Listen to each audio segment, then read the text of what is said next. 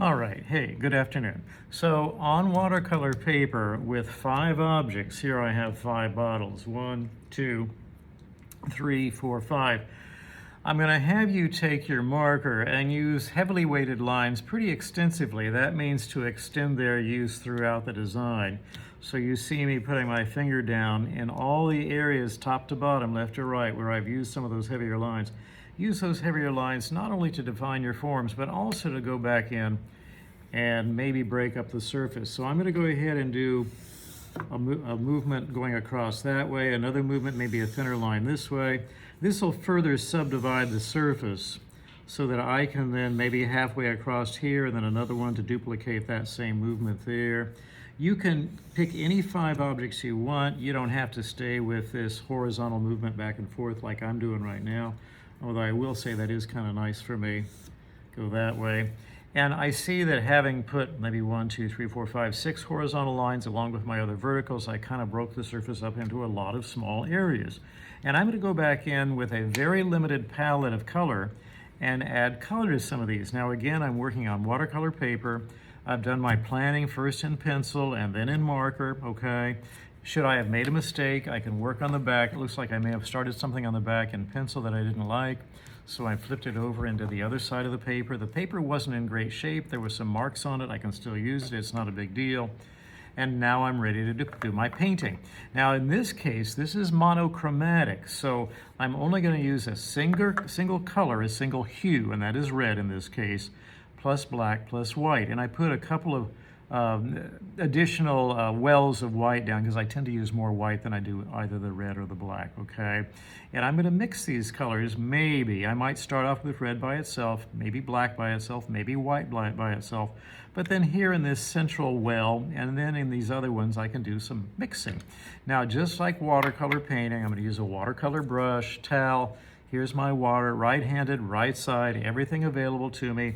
Here's a picture that's already been worked on a little bit. You can see I maybe not be quite done. I certainly haven't gone back to clean up my lines and make things a little tidier.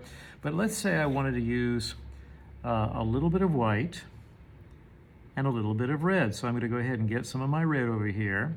Wash out my brush because I don't want to contaminate the white. Wash out the brush. Remove excess moisture and color on the towel, then dip into my white, okay? And I'm going to add white to red, and that'll give me pink. So adding white to a color gives you a tint, and I'm going to take that tint of pink, maybe add a little water to it to thin it down, make it flow out of the brush a little bit better, and I'm going to add it right here. Notice how I handle this. I come in from my right, because I'm right-handed. I turn the paper as I drag the brush along the edge to get it exactly where it needs to be. Here I've turned the paper all the way over. Again, use the point of the brush to get into those hard to reach corners, dragging the brush, grabbing more paint, getting a little more water as you need it. You've got to be sensitive to how much water is in the paint so it can flow out of the brush. And don't worry if you make a mistake because we're going to correct those here in a little bit, okay? So this is Tempera paint that I'm using. It's water soluble, it dissolves with water. With water, you can have too much water, too little water, so part of the art of painting is for you to be able to control the amount of water, and that particular area is done. All right, I'm gonna let that dry. Now, with some of this paint left, not a lot, I can continue to work into another area. Maybe say, well, that one's already been painted. I don't want to do that one. Maybe I'll do this one here. And again, placement important, using the tip of the brush, dragging to get that nice clean line. Tip of the brush, dragging back. I think I'm going to turn the paper this way. Try not to lay my hand in what area is already wet. Placement, dragging with the tip. And I'm done with that, okay? So you can see that I do move the paper an awful lot to get where I need to be, but it sure is helpful. Let that dry, good to go. Now, what I can do here, if I want to, rinse the brush, dry it out.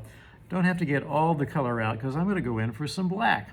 Let's bring some black over here, mix it with the existing tint of red. That would be the white mixed with the red to give me a tint or a pink. Mix some black with that. Okay, now let's see what this color looks like. That's already been painted there white. I can paint over it if I want to.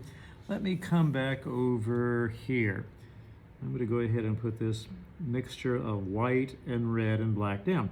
Now it looks like the black that I added to the pink, the tint of red and white, is pretty much overwhelming all the other pigments, all the other colors. So that's okay if it looks like a black, it's a black, but there is some red in there and I can kind of see that up close. Now whenever you add black and white to a color, you make a tone. So this is actually a tone of red. I had pink, that had white in it, I added black, that makes a gray, black and white make gray, added with the red, that makes a tone, okay? Can't really tell it, but that is a warm black as I see it here under the camera. A little bit different from the straight black over here that I painted with first and which is now dry. So you can see that just continually washing your brush, you may have to change your water now and again, removing excess water and color from the brush, and then here, let's add some more white to this. White you're going to use a lot of. Now that's going to really bring up that black to a gray. It's a warm gray because it's got a lot of red in there, believe it or not. And let's see where I can use that. Maybe I want to use that. Well, you know what? Maybe I would like to go over an earlier area because I don't like it so much. So maybe I'll go over this area. And that is definitely a warm gray that definitely has some red in it. Okay, so you would be surprised the variety you can get out of just these three types of paint, the white and the black and the red in this case. You can use blue, white, and black, yellow, white, and black, but only one of the three primaries do you get to use. And that's why we call this monochromatic. Mono means one, chroma means color. In this case, my one color was red, and I'm adding white and black to it. White added to a color makes a tint, T-I-N-T. Black added to a color makes a shade, S-H-A-D-E, and white and black, gray, added to a color gives you a tone, okay? Now, some of these areas are wet. I'm going to show you when everything is dry what you can do to finish this up. If you've had some trouble keeping your lines nice and crisp, you can go in on top of the dry paint, and let's say the paint just got a little loose and goosey right there. Just go over, clean the paint up, add those extra lines that you're missing, strengthen lines if they're just a little too gray. Maybe I want to add some lines here, just go right on top of the paint, the dry paint, to add more lines. Maybe I want to go ahead and make some of those thicker. I can do that. Okay, maybe I like to add a little bit of extra over here, kind of clean up that edge a little bit. And so it goes. Remember, white, black, and one other pigment for this, monochromatic. Experiment blending, tints, tones, and shades. Control the amount of water in your brush. Remember to move the paper to make it available to you to get into hard to reach nooks and crannies. Let the paint dry, go back, clean up your surface a little bit, tidy up. Make it look like you really had the paints under control, even if you really didn't. Now, you try.